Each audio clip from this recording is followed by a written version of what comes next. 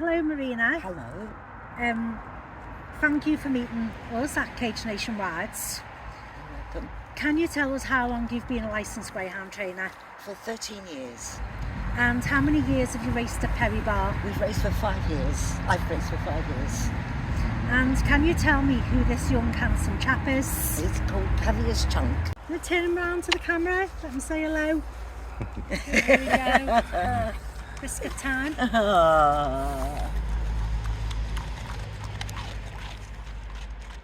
And as you can see, he likes a treat. He's a very big boy. He's lovely. Yes. Really big. He's a typical greyhound. This girl is Drumjoy Sky, am I That's correct? right. That's right. And she came to you in January along with Caviar's Chunk. Yes, Steve went to collect them both. Yeah. You didn't pay for either of these dogs. They were given to you for free. They were, yeah. By ARC. Yes. They said that they'd boost our strength. They'd be good for us. Okay. But you didn't end up racing them, did you? No, not at all. Neither of them? Not at all. So, were you given any financial help towards these two dogs? They said that they would pay us £6 a day for each dog, until they started racing. And of course they haven't started racing. We had it from January till May, and we're still, we haven't had any payment at all for June. Okay. We've had to struggle, we've had to build her up, and because she was in such a sorry state. It was really, when she came to you? When she came, it was so upsetting, and skin and bone. And she was, yeah, and she had, you can see her skin is so bad even now, and that's after she's still got we quite give a bit oil of dry extra skin. Yeah, she's in a terrible state. She's got a few small scars as well that I've noticed. Yeah, but they look like very old scars. Yeah, but she's coming along now. She's coming along. Yeah. So she came to you in terrible condition. Yes. So who was the last trainer responsible for her? We were told was her last trainer. Yes, okay. So you've had no support for either of these dogs, and you've turned to us out of desperation. Yes. I believe that in around Christmas time, your house was severely damaged by a falling tree, and your roof literally caved in. Yeah, so we've had personal troubles as well. Yes. Yeah, and it's still not been fixed. No, it's a big job. So almost 6 months on, yes, and you've been living in conditions with no roof. So you're obviously financially struggling. Yeah. You've had no financial help or support for the past month. Yeah, for the past month, and we've done the best we can. We try. We just really try hard because we love them. Yeah. We don't want them to go. They're happy here, as you can see, and we're happy to have them. And you've got over 4 acres of land where these dogs can run around and be happy. And you intend to keep them all, and you don't intend to start racing again at any time? No. We've been so disillusioned that we're not going to do any more racing at all.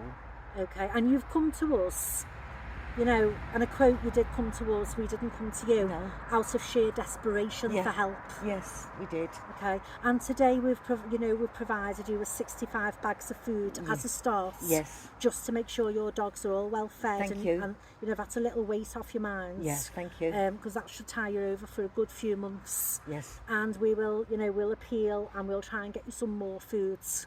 And whatever support we can give you, we will do that. Thank you very much. Over the coming months. Because we're desperate, and we do really need some help. Thank you. Do you feel very let down by the greyhound racing industry, the greyhound boards? Do you feel your dogs have been let down? I can't tell you how upset we are, that and disillusioned at what they're doing, and how they treat the dogs. It's part of a big money-making machine, we think, and we don't think the welfare of the dogs taken into consideration. No. Okay. Would you mind if I speak to your husband, Stephen May? Yeah, who's my kennel hand. Right, okay. So he can also represent you. Yes, please. Is that okay? Yes, please. All right, yeah, so we work together. We've been licensed as a greyhound trainer for 13 years, my wife has, and we've worked for 13 years in the greyhound industry. Okay. And how many dogs do you have at present? 16 at present. How many of them were racing? Only 6. And the reason that you've actually got 16 dogs, have you decided to keep the retired? Yeah, we keep all our retired. Are there any greyhound welfare issues within the industry or related to it that strike you as quite concerning? Well, the whole industry is quite concerned at the moment. Trainers are jam-packed with retired dogs that they can't really home. The industry is just falling apart, the welfare. Where are these dogs going? You know, there's just too many dogs. For the industry, it's just to keep pushing them out. New dogs. And when you get these dogs in, that the trainers put them in the kennels, I think there's a big welfare issue, because a lot of these animals are going to be put to sleep soon, because it's just overrun with retired greyhounds. So basically you're saying there's nowhere for them to go? Well, there isn't anywhere, and greyhounds are really unthought of. You know, I think it's, you know, who's knocking them on the head still, because it was going to come to this soon. You know, and the green form, you can just take a dog to a vet when you've had enough of it. You know, or it's too old, or it's lame. These are animals that need looking after. And this industry is doing absolutely nothing for the welfare of these dogs. Not, and even, let me tell you now, it's for the people who run these dogs, the trainers. We're absolutely broke. And there are other trainers that they put out of business. And it goes on and on. And I don't know when it's going to stop, you know. So when you say absolutely broke, do you think that's the trainers with, you know, small quantities of dogs? Like yourself, you only had 6 actively racing. Yeah, sure. So you're bringing in I'm guessing a very small income from 6 dogs. Just starving us of money. So, you know, we've been to the Greyhound board once for a hardship loan. Nothing. We've applied a second time recently. Still nothing. So what was a hardship loan for? What would that do? To feed the dogs. We got to a You're state so where desperate that you couldn't feed your dogs. Yeah, we've even had a member of the Greyhound board come round and bring us some bags of dog food to help us out. So they knew that we were struggling. And they still wouldn't give you any type of grants? No. Even so, it's a welfare issue that you can't feed the dogs. If someone rents kennels, what's to stop them knocking the door and walking out? So do you think that trainers are treated differently and accordingly to the amount of dogs that they provide? Absolutely. For the race meetings? If I had 120 dogs there, I'd be top of the tree. If every trainer in this country sat down tomorrow and begged for welfare and decency, then this would be a different industry. But they don't. You can't, if you've got 120 dogs, the racing manager relies on you. So you have the power. He doesn't have it anymore. When you've got a few little dogs like us, he doesn't want to know. These are the men that supply, 120 dogs in your kennel. So you were earning how much per month? 350 quid a month. That was, on a good month. We were literally starved of runners. It was just diabolical. And is that your only income? That was our only income, yeah. I mean, when you own income. 16 greyhounds, you don't get a lot of time to do much else. So how do you afford to feed your dogs? I mean, now you say you're struggling. Well, we have pensions, and most of it goes on the bills and dog food, We have a lot of other construction work going on. We just have to struggle on. We really just have to struggle on because there's no help. So when you asked for a hardship grant, what were you told? I filled in the forms, sent off a few bills, receipts of meat and stuff, sent it to the Greyhound board, never had a reply. That was back in February, I think. Did you tell them that you needed to feed your dogs? Yeah. And they didn't provide? Well, they knew we were struggling. I mean, they know that we've been struggling for a long time. The stipendary stewards from the Greyhound board been out to visit you since you asked for a hardship grant? Yes, our stipendary steward came once, but about 2 months later he bought us 15 bags of dog food because we rung him and said we were struggling because of no runners. I did show you the message saying that we were struggling, and he came with 15 things. I don't think they were happy about it, because we were struggling. I think they just like you to shut your mouth and don't complain. They like you to disappear once you start getting into trouble. It becomes a problem, you see.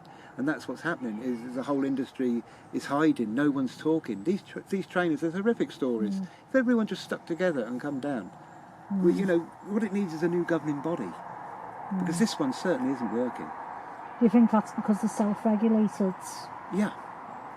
How can you self-regulate something? You need people from the outside in. This needs to be transparent. Injuries, everything transparent.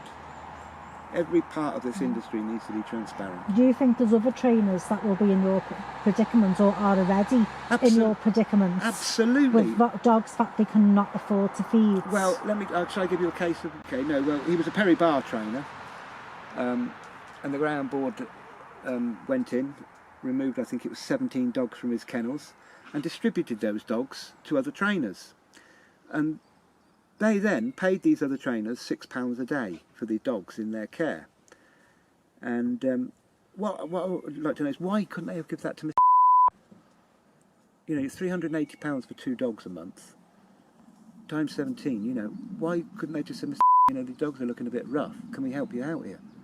You know, after all, you know, the Greyhound Board of Great Britain are responsible for the welfare of these greyhounds. I know the trainer is ultimately responsible, but there's stipendary stewards and people that need to oversee these kennels. Now, if they were overseeing them regular, then there would be no problem. We don't see our stipendary steward. We see him about twice a year.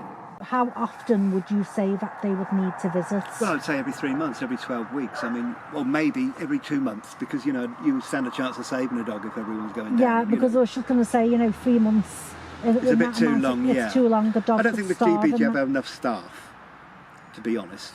You know, they could employ what they call them, stipendary stewards, or somebody with a bit of knowledge about dogs. You can walk into a kennel, you know instantly yourselves, you've walked into plenty of disgusting kennels, you know yourself whether the dogs are right or wrong, or you know. So yeah, it's not checked regularly enough. It's there's no checking really. When we joined this sport, we believed that we were joining, it's like horse racing, you were joining some elite club and it's fantastic and you're protected, you know, you're greyhounds and you were part of this magnificent thing. And don't get me wrong, it was great, but it's just 13 years, it's just sinking. You know, if this sport was governed properly, then we wouldn't have welfare issues. We wouldn't have dogs sent off to Pakistan and China. You know, they're British, Irish dogs, they should be kept in this country. You know, it's disgusting what happens to them, disgusting. So what would you say to a young person who was thinking of getting involved in greyhound racing? Do you think there's anybody really thinking getting in greyhound racing? Young people. Do you think there is? No. I think really this. No, I don't. We are what they call first generation. 13 years ago, we haven't been in it like all the rest of these trainers have been in it 40, 50 years. And most of the greyhound trainers that probably are young today will come from kennels where mother and father they work in the kennels. I don't think that there's going to be any new generation. Listen, this sport is going. I think it's It's dead. dying sport. It's had its day. Yeah, of course it has. Yeah. You know, this is you've got to be stark raving mad if you think you're going to join the industry and make money. There's nothing. I'll tell you where you make money. Join the Greyhound Board. That's where you make the money. Serious. Well, we're not going to argue with that. Free cars, petrol paid for, lunches, free tickets to the Derby. And what do they do? You know yourself, they don't come here. They're not regulating us. You know, I just find it disgraceful. That's why I've come to you. I need the world to know. And what other welfare issues? I mean, have you seen dogs falling on the tracks? I've picked dogs up with broken backs. I've picked up dogs with broken legs. I've watched dogs put to sleep on vets' tables unnecessary. It's disgusting. When you say you've picked them up off the track? Yeah. Have you? Let me tell you, Boxing Day I asked for races where we used to race. Had a dog go over, it ripped its web, split its web, back web. I went to the vet. The vet was hungover. She obviously drove to the track hungover. Oh, I really can't do that. You know, it's, you know. So I brought the dog home, took it to the local vet, £324. I rang up the stipendary steward and said, this is absolutely madness. I mean, the injuries at Perry Bar are astronomical, you know. I mean, I don't know what the racing manager does there all the time. Every month there is double-figured fallers, you know, broken legs. It is just a terrible place to race your dogs. You know, the racing manager there, I don't seem to, you know, I don't know what he does, but he seems to outbox dogs. You know, there's a big complaint amongst the trainers, but they don't say anything. They don't. I think they're just grateful for the £40 run money, to be honest. You know, so it's all brushed under the. As long as you're getting your £40, you know, and you get your monthly wage and you can look after your dogs. I think that's what it's about there. There's no sort of welfare concerns. You know, there's lame dogs running. Anything for the £40. It's terrible. You know, some of the conditions of the dogs are brought in. You know, and these are meant to be checked by a vet. You know, well, what you do is you trot the dog up in front of the vet, but she's busy talking to someone else, so she's not really looking at your dog, you know, and that's okay. Then you put it away, so she wouldn't know whether.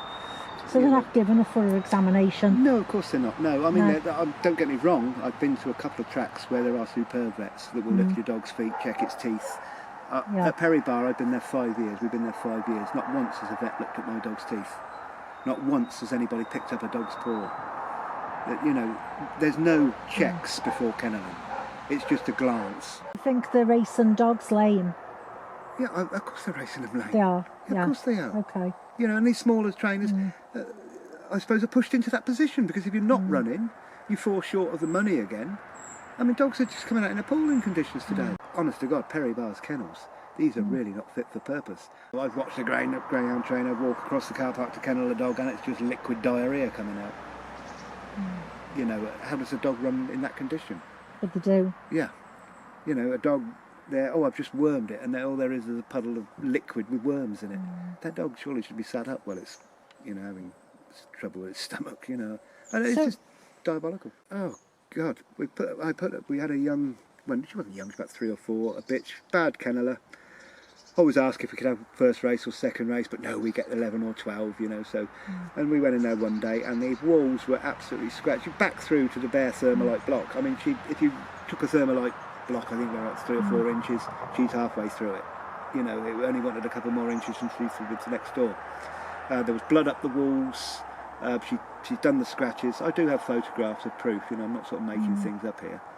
And it's just disgusting. And then you can see, if I show you the photographs of the blood up the wall, I then take the dog out, its nail is ripped out, and I'm asked to put the coat on it and run the dog.